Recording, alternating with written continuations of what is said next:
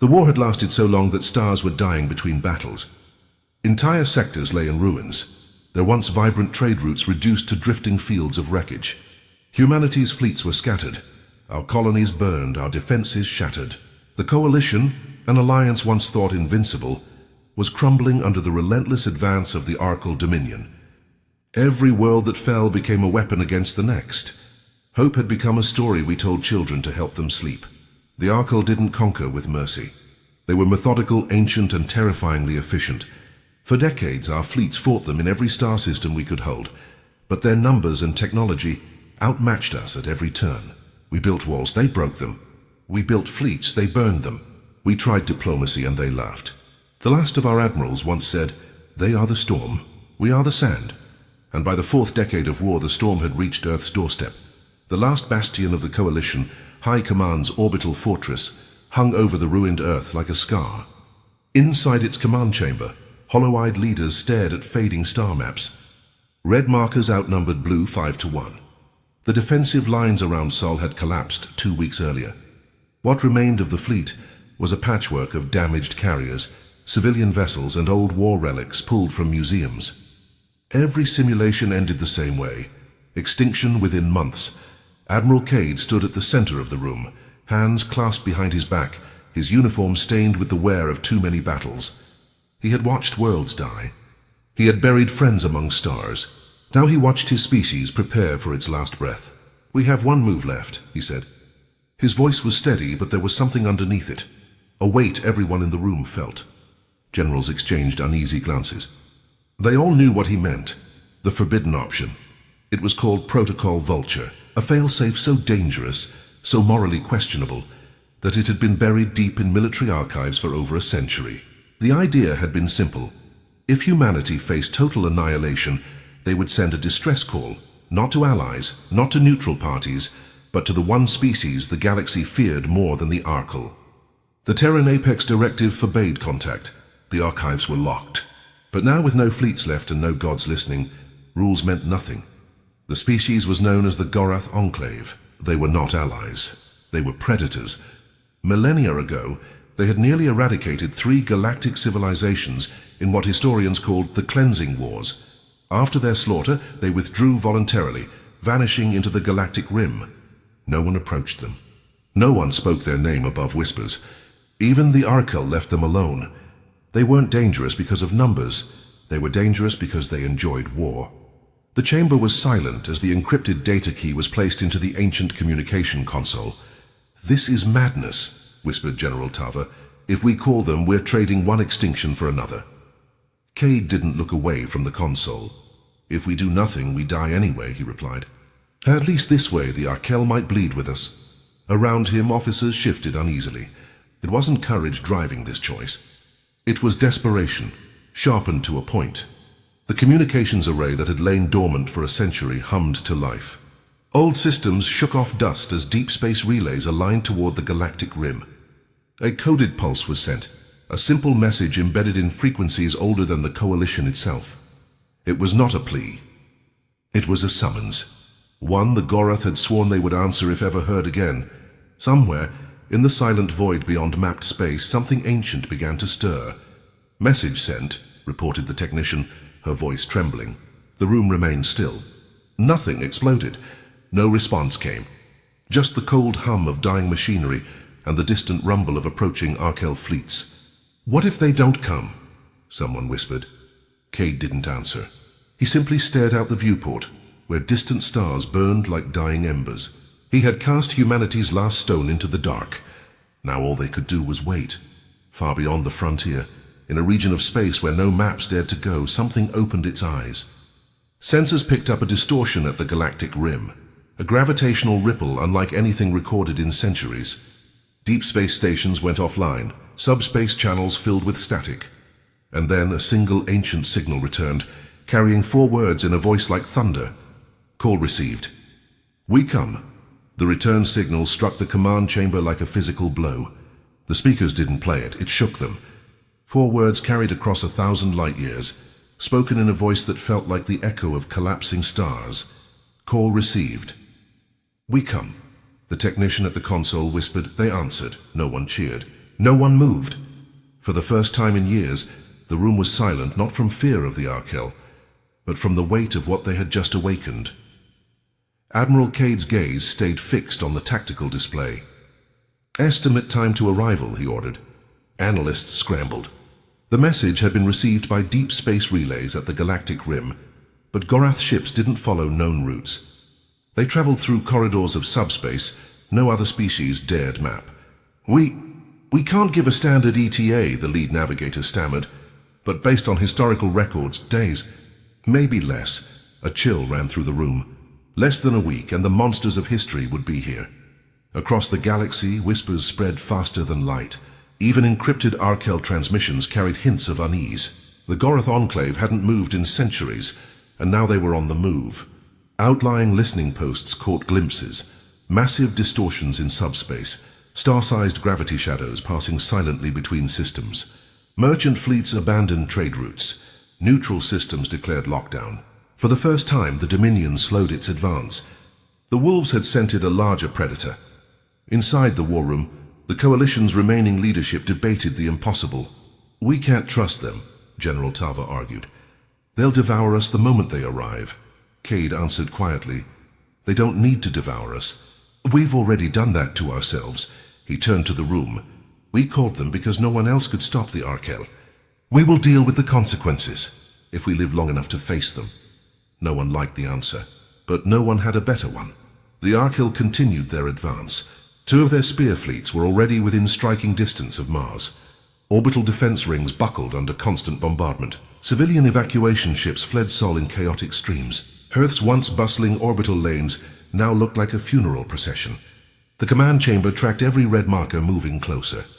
"If the Gorath don't arrive soon," Marcus, the fleet tactician, muttered, "there'll be nothing left for them to save or kill." Then it happened. Long-range sensors near the Kuiper Belt detected a subspace rupture unlike anything seen before. It wasn't a ship, it was a tear. Space folded inward like crushed paper, then exploded outward in a bloom of lightless energy. One by one, Gorath warships emerged. They didn't glide like human vessels. They stalked, massive angular silhouettes bristling with weapons, their hulls adorned with ancient scars. No lights, no transponders, just silent giants moving with terrifying purpose. The first fleet emerged in perfect silence, forming a wall between Sul and the incoming Arkel armadas. There were no hails, no negotiations, just the presence of something ancient and predatory. "How many ships?" someone whispered. 50, came the answer. 50 ships, but each was larger than anything the Coalition had ever built, each carrying the reputation of civilizations wiped out before humanity learned to split the atom. And this was only their vanguard. Admiral Cade watched from the viewport as the Gorath fleet aligned with frightening precision. "They're not here to talk," he muttered. The communications officer glanced nervously at the encrypted diplomatic channels. "Should we send greetings?" Cade didn't answer. He knew what the history books said. The last civilization to greet the Gorath never finished their message. Instead, the Gorath had simply said, "We heard you." And then war began. The Arkel responded like hornets disturbed. Their forward fleets accelerated, rerouting to intercept the newcomers. Across the Sol defense network, officers watched in stunned silence as two unstoppable forces moved toward each other. One was the ancient terror that had hunted the galaxy for centuries. The other was the unrelenting tide that had crushed every fleet it met. For the first time in living memory, humanity wasn't at the center of the storm. They were standing at the edge, watching giants collide. In the final moments before contact, the Gorath fleet sent one transmission on all frequencies. No translation, no encryption, just a single phrase, guttural and resonant, that every species understood instinctively. Prey identified. The room went silent. The technicians froze. Even the Arkel paused for a fraction of a second, as if some primal instinct recognized the apex hunter. Then the stars between Sol and the Dominion lit up as the two most dangerous forces in the galaxy moved to meet each other. The first shot was not seen. It was felt. Space itself trembled as a Gorath battleship opened fire, unleashing a beam of energy so dense it bent gravity around it. The Arkel vanguard tried to scatter, but they were too slow. 3 cruisers disintegrated in a single blinding flash. No shields, no counterfire, just annihilation.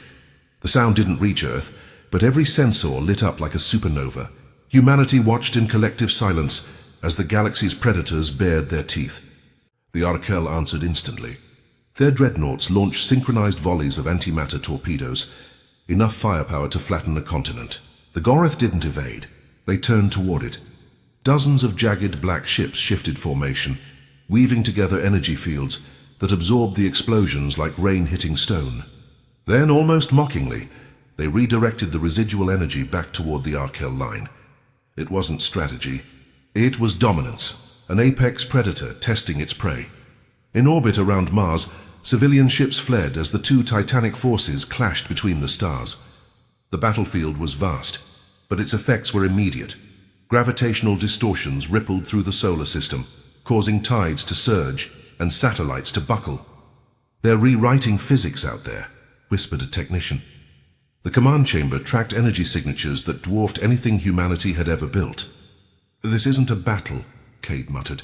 "It's a hunt." The Gorath ships moved like predators circling a kill. Their formation was fluid, predatory, each vessel acting like a limb of a single organism. The Arkel, for all their military perfection, were caught off guard. They were used to overwhelming brute force, not being outmatched. Their fleet broke formation to adapt, but that was exactly what the Gorath wanted. Like wolves isolating a herd, they targeted weak points with surgical cruelty. Ships that fell behind didn't survive long enough to flee. For hours the battle raged in silence. No diplomacy, no messages, no hesitation. Every Arkel countermeasure was met with something older, sharper, perfected over centuries of bloodshed. They tried deploying their infamous shield swarms, surrounding their ships in reflective energy. The Gorath responded by slicing through the fields with beams that operated on frequencies humanity didn't even have names for. It wasn't just firepower. It was evolution honed for war. Humanity's scattered defense network became an unwilling audience. Commanders who had spent their lives studying warfare watched their tactical models shatter in real time. "They're learning as they fight," Marcus observed, astonished. "No, they already know," Evelyn replied. The Gorath didn't adapt to the Arkel. The Arkel were adapting to them. Every maneuver the Dominion used had already been countered, centuries ago, by a species that had once made empires tremble. The Arkel attempted a desperate gambit, a massed hyperspatial breach behind the Gorath line, flanking their rear. For any other opponent it might have worked, but as their ships emerged from hyperspace, they found the Gorath already waiting, positioned perfectly, as if they had anticipated the move minutes before it happened. The ambushers became the ambushed. 20 Dominion cruisers were torn apart in a synchronized strike that sent debris scattering toward Neptune. As the battle reached its zenith, the Gorath unleashed something no one had ever recorded, the silence array. A pulse spread outward, invisible but devastating. Arkel communications went dead, their formations fractured. Weapon systems stalled. It wasn't EMP. It was something older, something that attacked the instincts of lesser species. Sensor logs described it like a wave of terror, ships drifting aimlessly as their crews froze. Prey realizing the predator wasn't just stronger but smarter. In less than a day, the unstoppable Arkel spear fleet, the same force that had crushed hundreds of worlds, was reduced to burning wreckage. Gorath ships drifted through the debris like sharks in bloodied water, finishing off stragglers with calculated precision. Humanity's sensors recorded it all. No mercy, no hesitation, no victory cries. Just the methodical dismantling of a galactic terror by something even worse. And yet, for the first time in decades, the red markers stopped moving forward. On Earth, people gathered around screens, stunned into silence. The war that was supposed to end humanity had suddenly paused. The Arkel had met their match. Admiral Cade watched the tactical display, his hands clenched behind his back. "They answered our call," he said quietly, "and now the galaxy will remember why it feared them." The room remained hushed. No one dared to cheer. They had unleashed the galaxy's apex predators, and the hunt had only just begun. The battle was over, but the stars still burned with the echoes of war. The wreckage of Arkel ships drifted silently between the planets, glowing faintly from residual energy discharges. Humanity's fleets, battered and skeletal, hung back from the battlefield, too afraid to approach. The Gorath ships loomed among the ruins like predators resting after a hunt. their jagged silhouettes casting long shadows across sensor screens. They hadn't celebrated. They hadn't communicated. They had simply stopped. In the command chamber, a strange quiet replaced the usual chaos of alerts and reports. "They did it," Marcus whispered, staring at the tactical display. "They actually stopped the Arkel." Admiral Cade didn't answer. He stood rigid, eyes fixed on the Gorath fleet. For the first time in the war, the Arkel weren't the most terrifying thing on the board. "This isn't victory," Cade finally said. "This is the moment right before the storm changes direction." Across the Sol system, civilian transmissions erupted with a mix of awe and panic. Some cheered, hailing the Gorath as saviors. Others demanded immediate evacuation from Earth, terrified that humanity had invited something far worse. News broadcasts replayed the battle over and over, calling it the apex arrival. Old historians came out of retirement to remind everyone of what happened the last time the Gorath fought. "They don't ally," one warned on live broadcast. "So they consume." Then the first Gorath transmission arrived. It wasn't a greeting. It wasn't a demand for surrender. It was a list. A single data packet transmitted to every coalition frequency, containing a series of coordinates across human-controlled space. "What are these?" Tava asked, scanning the map. Cade leaned closer. The blood drained from his face. "Shipyards, resource depots, orbital foundries." The Gorath weren't asking. They were giving orders. The Gorath message was simple, composed of universal military symbols that transcended language. Prepare, build, obey. Within hours, massive Gorath construction barges began arriving through subspace rifts, positioning themselves near human facilities. They didn't ask for permission. They commandeered. Human engineers were forced to work alongside silent Gorath overseers, building new fortifications with terrifying efficiency. "We asked for help," Marcus muttered. "We didn't realize what kind." Cade assembled the remaining leadership for an emergency session. "We need to understand their intentions," he said. "If they're fortifying Sol, it's not for us. It's for them." Some argued for compliance, reasoning that resistance would be suicidal. Others demanded plans for sabotage and escape. But no matter the perspective, one truth became clear. The Gorath were not guests. They were claiming territory, and Sol was their new hunting ground. In orbit, human crews working alongside Gorath builders described an eerie experience. The Gorath didn't speak, they stared. Their massive armor-plated forms moved with precision, their eyes glowing faintly like embers. Any hesitation from human workers was met with silent, looming presence until the task resumed. "They don't threaten," one engineer whispered in a comm log. "They don't need to. You just know your prey standing next to a predator that hasn't decided if it's hungry." Meanwhile, the Arkel regrouped on the edges of the system. Their fleets were bloodied, but far from destroyed. Long-range scans showed massive reinforcements gathering in deep space. The Dominion had never faced such a defeat, and they were preparing to respond with overwhelming force. "They're not retreating," Marcus said grimly. "This reloading." The Gorath seemed to anticipate this. Their fleets shifted into new formations, drawing a line between Sol and the stars beyond. Evelyn, now acting as liaison to the Gorath observers, reported something unsettling. "They're mapping everything," she said during a briefing. "Every satellite, every hidden station, every orbital path. They're learning our infrastructure faster than we can track it." Cade listened in silence. He had expected monsters.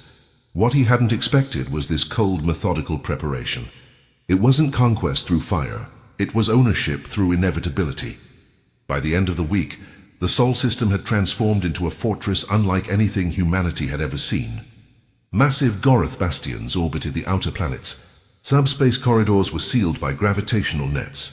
Entire shipyards had been repurposed to build vessels that made human battleships look like toys. Humanity had called for help, and the apex predators had answered. Now Sol belonged to them, and humanity, for all its desperation, was just another species living in their shadow. The transformation of Sol happened with terrifying speed. In just 2 weeks, the solar system became a fortress unlike any the Coalition had ever imagined.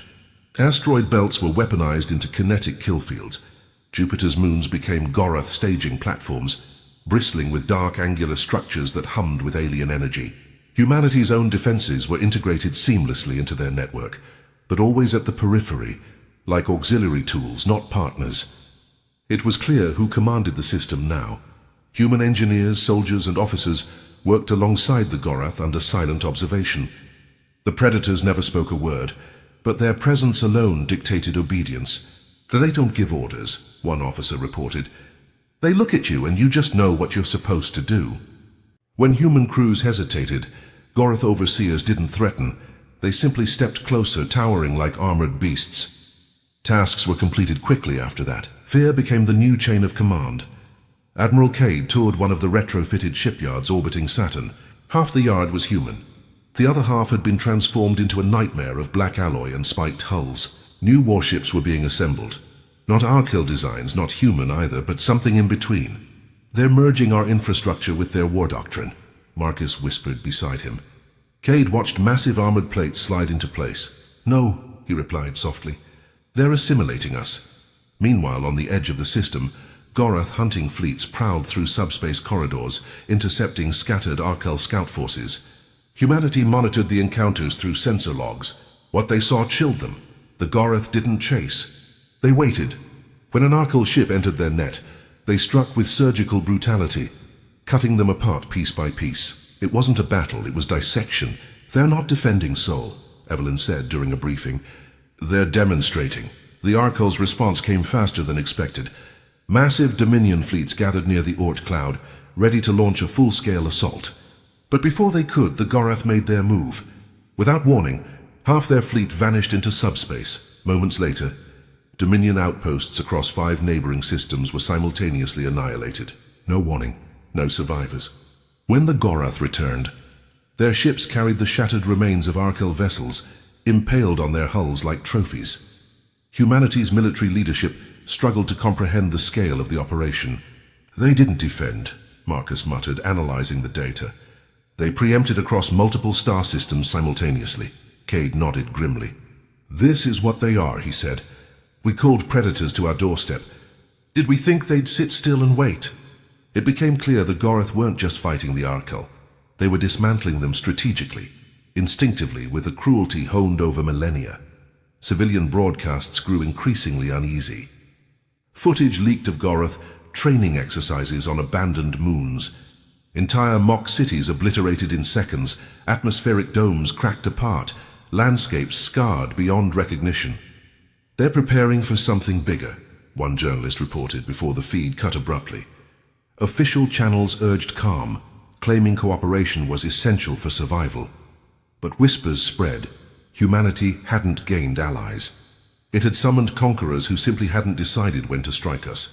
Inside High Command, debates turned fierce. Some argued for quiet resistance, developing hidden contingencies in case the Gorath turned.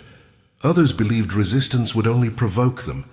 "They are not an empire we can overthrow," Cade told the council. "They're a force of nature. You don't fight a storm, you endure it." But even he knew endurance had a limit. The longer the Gorath stayed, the more humanity became part of their war machine, willingly or not. Then came the demonstration. Without warning, the Gorath targeted a captured Arkel ship, kept in orbit for study. Before anyone could object, they broadcast the destruction across every human and Arkel frequency simultaneously. A single Gorath cruiser approached the derelict, fired a weapon no one had seen before, and vaporized the vessel and the surrounding space in a single, silent burst. The message was clear. This was their territory now. No negotiations, no limits. As the stars returned to their cold, silent glow, Evelyn turned to Cade in the observation chamber. "We brought them here," she said. "We invited them." Cade didn't respond. His gaze remained locked on the black silhouettes drifting against the stars. They had stopped the Arkel, yes, but at what cost? Humanity had opened the door to monsters and found themselves standing in their shadow, uncertain whether they were witnesses, pawns, or prey awaiting their turn. The Arkel counterstrike came like the return of a tidal wave. After weeks of silence, long-range sensors picked up distortions at the edge of the system. Thousands of warships, arranged in layered spearhead formations, surging towards Sol. This wasn't a probe. This was vengeance. "This is their full retaliation," Marcus whispered as the tactical map bled red. Entire Arkel reserve fleets had mobilized. The Dominion had never faced an enemy that hurt them. Now they were coming to crush the insult, The command chamber descended into controlled panic. Human fleets scrambled into their assigned defensive positions, secondary auxiliary lines supporting the Gorath formations. "We're not the shield," Cade reminded his officers. "We're the bones behind the wolf." Gorath ships shifted silently into attack formations, their black hulls blotting out starlight. Unlike humans, they didn't broadcast orders or deploy comms chatter. Their movements were wordless, instinctive, like a predator smelling blood. The Arkel entered the system in waves. Their forward fleets attempted to flank through the outer planets, but the Gorath had already laid gravitational nets in those corridors. Dozens of Arkel vessels were dragged from hyperspace mid-jump, torn apart as their drives imploded. "They knew the approach vectors," Evelyn murmured in awe. Cade didn't answer. He watched the tactical display as the Gorath reacted not like a military force, but like a living organism defending its territory. Then the real storm began. The Arkel unleashed their heaviest dreadnoughts, massive leviathans bristling with superweapon arrays. These ships had leveled entire civilizations during the war. Humanity had always retreated before them. But the Gorath didn't retreat. They charged. Like a pack of wolves striking an elephant herd, their ships converged in perfect synchrony, weaving through fire that would have obliterated human fleets. Their beams cut through dreadnought hulls like razors through flesh. The first dreadnought fell within minutes. It didn't explode. It was carved apart, section by section, until it drifted as glowing slag. The Gorath didn't aim for reactors or command bridges. They aimed for joints, weak points, places that would humiliate their prey. Arkel formations began to falter. "They're not just winning," Marcus said. "They're teaching them fear." Across every human screen, the impossible unfolded, the predators of the galaxy being dismantled like prey. The Arkel adapted quickly, attempting a coordinated pincer movement around Jupiter's orbit. But the Gorath were already there. Hidden flotillas emerged from subspace, flanking the flankers, encircling them in turn. It was a trap within a trap, an ambush layered with terrifying foresight. "They anticipated every move," Cade muttered. "This isn't strategy. This is instinct carved into a species' bones." The Arkel's elegant formations crumbled under the weight of that brutal, evolutionary cunning. As the battle expanded, humanity found itself in a role it had never imagined, silent observers to a war between apex forces. Human fleets maintained supply lines, relayed data, and defended stragglers, but they were never at the center. "We're irrelevant out here," one captain said bitterly over the comms. Cade didn't disagree. They had called for salvation, and in doing so, they'd summoned something so far beyond their scale that their fleets were now background noise in a god's hunt. Hours stretched like years as the Gorath pushed the Arkel back, system by system, orbit by orbit. Near Mars, a massive Arkel carrier attempted to ram through defensive lines. A single Gorath dreadship intercepted it, locking hulls and dragging it into the planet's shadow. The resulting detonation lit the Martian surface like a second sun. "They use their own hull as a weapon," Evelyn whispered. "Because they can," Cade replied. "Because they don't fear death. They define it." Then something new. The Arkel deployed their most forbidden weapon, a spatial distortion wave designed to collapse entire regions of subspace. Humanity had only seen it once before, during the fall of Epsilon Prime. Entire fleets had been ripped apart. But as the wave spread, the Gorath responded with terrifying speed. Their fleets split into micro-formations, weaving through the distortion pockets with surgical precision. Where human fleets would have been annihilated, the Gorath danced. By the end of the third day, the Arkel counterstrike was broken. Their once proud fleets limped away, their formations shattered, their dreadnoughts reduced to drifting carcasses. The stars were littered with their dead. The Gorath didn't pursue the retreating ships. They let them flee, because predators don't chase a broken animal. They wait for it to return. In the command chamber, no one cheered. Cade looked at the map and whispered, "We're watching history repeat, and this time we're inside it." The battle's end brought no celebration, only a heavier silence. The Arkel had been shattered, their counterstrike broken in ways no one thought possible. Yet the Gorath made no move to declare victory, no transmission to acknowledge humanity's existence. Their fleet spread outward, seizing abandoned Arkel wreckage, towing it into massive processing fields near Neptune. There their ships began feeding. Not biologically, but technologically. Stripping hulls, consuming alloys, absorbing systems into their war machine. Human engineers monitoring the fields were horrified. The Gorath didn't just salvage. They dissolved Arkel technology, folding it into their own ships with terrifying speed. Weapons changed shape mid-battlefield. Armor thickened, energy signatures grew. "They're evolving right in front of us," Marcus said during a briefing. Evelyn nodded slowly. "No, they're remembering." Cade remained silent. He had seen enough war to recognize the look of an army preparing for something far larger than defense. Then came the next signal. Not words, not demands, just another list. Dozens of new coordinates appeared on coalition star maps. Unlike the first, these weren't human shipyards or depots. These were deep space navigation points, choke zones, hyperlane intersections, strategic locations far beyond Sol. "They're drawing a perimeter," Evelyn whispered. Cade leaned forward. "No, they're building a front line." And Sol was no longer the last stand. It was the staging ground. Gorath construction barges vanished into subspace, followed by entire war fleets. Human recon units attempting to follow were either blocked by gravitational distortions or simply vanished without a trace. "They don't want us to see where they're going," Marcus said grimly. "They don't need us anymore." High Command scrambled to interpret the moves, but their analysts were out of their depth. The Gorath weren't following human or Arkel strategy. They were executing something older and far more terrifying. Civilian networks buzzed with unease. "They've stopped the invasion," one broadcast host declared, "but they haven't stopped moving." Protests erupted on several worlds, demanding that humanity sever ties with the Gorath. "Sever ties?"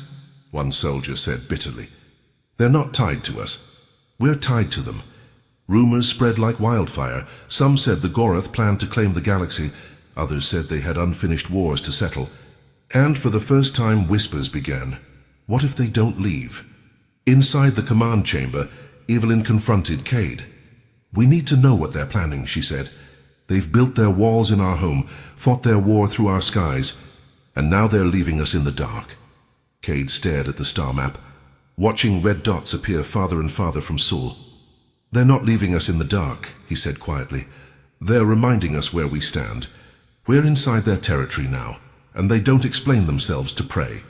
Then came the first unexpected contact. A Gorath warship, larger than any seen before, broke formation and entered Earth's orbit. It hung there in silence for 6 hours, eclipsing the sun over continents below. Panic spread. Militaries raised weapons they knew were useless. And then, without warning, a single data packet was transmitted. Not to governments, but to every device on the planet simultaneously. The message was 3 words translated instantly. "The hunt begins." The implications were clear. The Gorath weren't finished. The Arkel were wounded, not dead, and the Gorath were going to finish the job. Humanity wasn't their ally. They were their base camp. Reports flooded in from outer sectors. Gorath fleets moving through hyperlanes toward Arkel strongholds. They weren't staying in Sol to protect anyone. They were using it as their springboard into a galaxy-wide hunt, and humanity had given them the staging ground for their next conquest. Admiral Cade gathered his senior staff. "This is it," he said. "We thought we were calling for help. What we really did was open the gate. Some argued to resist, others to comply. We can't stop them," Marcus said. "If we try, we're finished before the fight starts." Evelyn leaned forward. "Then maybe the question isn't whether we can stop them, but whether we should try to survive alongside them." Silence followed. It wasn't a question of war anymore. It was a question of identity. Far beyond the system, in the cold spaces where stars thin and darkness deepens, Gorath fleets emerged like shadows. Harkel beacons screamed warnings across subspace. Civilizations watched their borders, trembling. The predators had awoken and their hunt had begun anew. Humanity, once prey on the verge of extinction, now stood in the eye of a storm it had summoned. And for the first time in history, the galaxy would remember who lit the beacon. The Gorath fleet spread like wildfire through the stars. Within weeks, reports flooded in from sectors hundreds of light years away. Arkel strongholds falling overnight, colonies going dark, trade routes collapsing under the weight of something ancient and relentless. The galaxy had not seen this level of coordinated destruction since the Cleansing Wars. Only this time it wasn't a distant legend. It was happening in real time, and everyone knew who had lit the signal that started it. Humanity. Allies who once ignored humanity's plight now sent furious transmissions. Neutral systems condemned the coalition for unleashing a nightmare. Refugee fleets clogged hyperlanes, fleeing the rapidly expanding front lines. In several sectors, anti-human protests turned violent. They called the wolves, one alien newscaster declared coldly. And now the forest burns. Cade watched the broadcasts in silence. Every word was true. Humanity had made the call. The galaxy was now paying the price. Inside High Command, pressure mounted. Representatives from surviving coalition worlds demanded answers. "You've doomed us all," one governor shouted during a hollow conference. "You brought predators into our space, and now you've lost control of them." Cade stood firm. "We never had control," he replied. "No one does." The room fell into uneasy silence. Every leader there knew the truth. Without the Gorath, the Arkel would have crushed them. With the Gorath, something far more dangerous had been set in motion. Diplomatic channels buzzed with frantic proposals. Some factions begged humanity to recall the Gorath, a naive request as if anyone could command them. Others demanded military coalitions to contain the threat, as if that were possible. "They don't negotiate," Evelyn reminded the council. "They don't sign treaties. They hunt." The Gorath weren't a political entity. They were a force of nature, older than alliances, older than diplomacy. And humanity had become the storm's epicenter. Meanwhile, the Gorath fleets operated with terrifying efficiency. They didn't conquer worlds. They erased resistance. Arkel fortresses, thought impregnable, fell in hours. Their prey scattered, leaving behind dead systems. Gorath ships left nothing behind but twisted wreckage and silence. "They're not just attacking," Marcus observed grimly. "They're correcting the galaxy, reclaiming their place at the top of the food chain." Every day the front expanded farther, and every day the blame circled back to Earth. Civilian unrest grew planet by planet. Protests erupted across human colonies. "You brought the monsters here," some shouted. Others, more pragmatic, argued that survival under Gorath shadow was better than annihilation under Arkel claws. Civil wars simmered within human borders, fueled by fear and moral outrage. Cade knew this fracture well. It wasn't just external pressure anymore. The storm was inside humanity now, tearing at their identity and their future. The galaxy's great powers began to move. Coalitions formed not to fight the Gorath directly. They knew that was suicide, but to build containment lines far from human space. Border fleets erected gravitational mines and hyperspace distortions to slow the Predator's advance. None of it worked. The Gorath punched through every defense like paper. Entire civilizations that had once looked down on humanity now sent desperate, coded pleas. "Turn them back, please." But humanity had no leash to pull. In a desperate attempt to calm the galactic uproar, Evelyn was appointed humanity's envoy to the wider galaxy. She appeared before a council of alien leaders, surrounded by suspicion and hatred. "We did what no one else would," she told them. "We made the call because you wouldn't. You watched us burn, and now you blame us for lighting a fire." Her voice carried both fury and exhaustion. Some turned away in disgust. Others silently knew she was right. Back in Sol, the Gorath ignored the politics entirely. Their shipyards expanded. Their fleets multiplied. Human facilities continued to be absorbed into their infrastructure, leaving humanity in a strange limbo, hated by the galaxy, overshadowed by their allies, and unable to alter the course of events. "We're spectators to our own legacy," Marcus muttered in the observation deck. "They'll remember us, not as survivors, but as the ones who summoned the storm." By the time the second month ended, the Arkel had been pushed back farther than anyone thought possible. But the galaxy wasn't celebrating. Every world now watched the dark spearheads of Gorath fleets advancing toward their borders, and every broadcast carried the same whispered line: "The humans called them." Humanity had saved itself. Yes, but in doing so it had set the galaxy ablaze. And there was no putting the fire out. The galaxy was burning, and humanity stood in the eye of the storm. The Gorath fleets expanded like dark veins across the stars, consuming Arkel territory with terrifying precision. Entire civilizations collapsed under the weight of their onslaught. Humanity, once the desperate victims of war, now found itself occupying a strange, dangerous position. Neither conqueror nor conquered, but the harbinger, the species that had awakened the wolves. Every broadcast repeated it like a curse. The humans called them. Inside High Command, the situation reached a breaking point. Leaders from across human colonies gathered in a rare physical summit aboard the orbital fortress over Earth. Tensions were high. Some demanded that humanity find a way to push the Gorath back, to prove to the galaxy they were not complicit. Others argued the opposite, that humanity should align fully with their new protectors to secure power in the new order.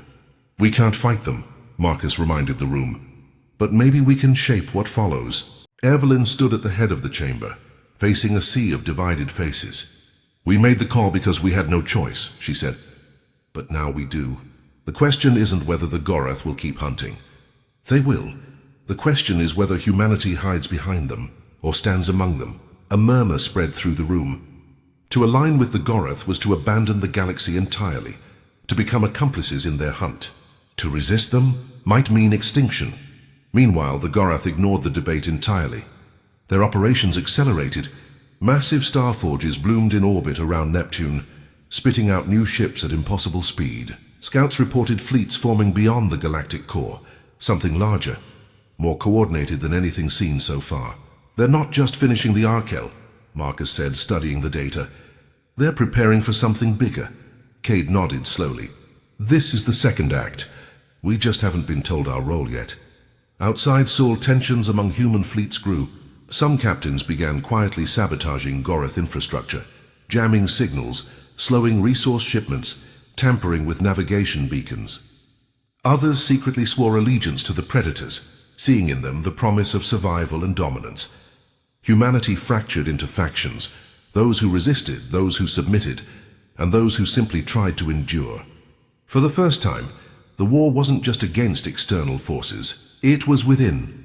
Rumors spread of entire colonies going dark, either wiped out by Gorath forces for defiance or willingly absorbed into their war machine. Civilians whispered of the black ships that arrived without warning, offering no terms, only outcomes.